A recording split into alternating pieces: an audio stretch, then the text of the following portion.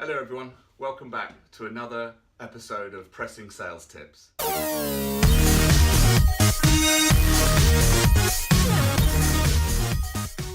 This week we're going to address a really gnarly subject, which is what do you do when your prospect doesn't respond to your follow-up?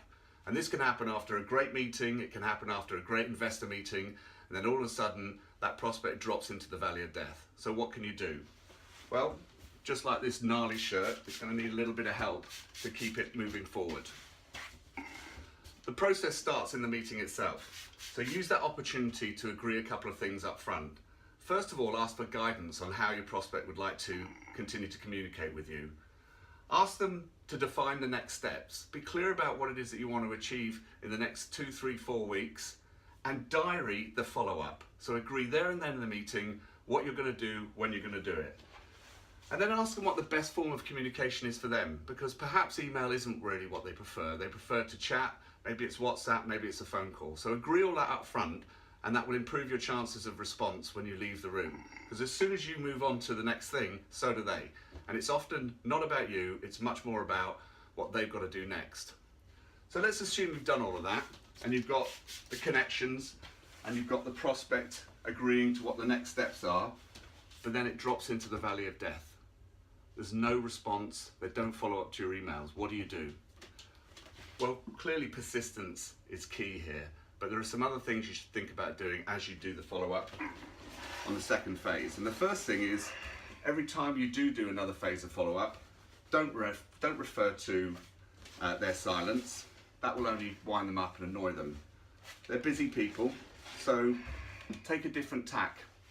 If you've asked for them to do something specifically in your last follow-up, change the ask. Ask them to do something different, maybe something simpler, just to keep the conversation going. Try a different approach as well. If email isn't working, pick up the phone. If there's an opportunity to pop in and see someone because you're in the area, use that tactic. It's often a good way just to grab 5 minutes or take them a coffee or something so you can keep the conversation going.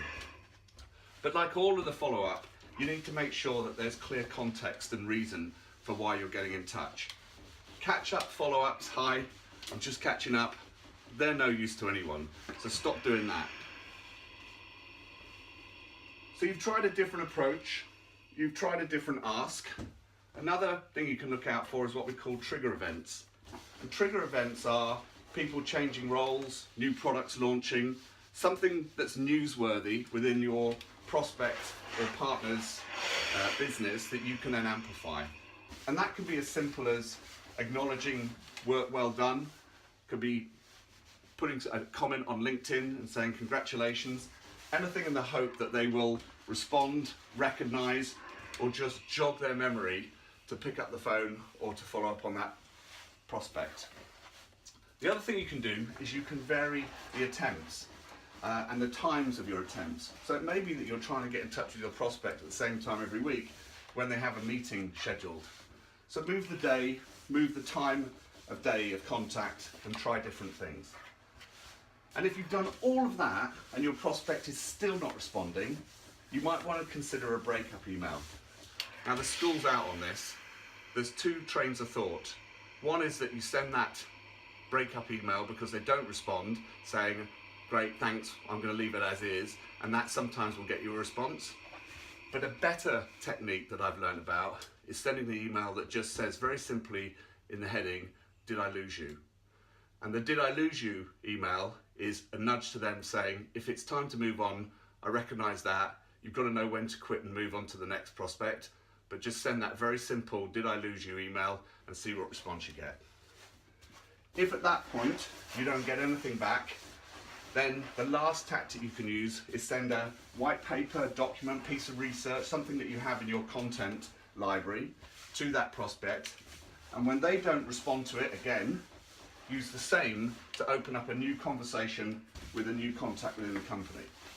The likelihood is that that original prospect will get wind of it, and that may be all they need to re-engage with you. And of course, if they're slightly unhappy about that re-engagement through another contact, you can at least say, well, I thought you'd moved on, I started to open up a channel with somebody else, but I'm glad you're back in touch. Let's continue the conversation. So there's a bunch of different things that you can do if your prospect or your conversation with a VC drops into the valley of death. Be sure to follow the newsletter at revcellerate.com. I've redesigned it. It's got a lot of really cool stuff in there, both for sales professionals and for founders. It's got a very scale-up, startup sort of feel to it now. And I'll be back soon with more great pressing tips. Have a good time. Thanks a lot. Bye-bye.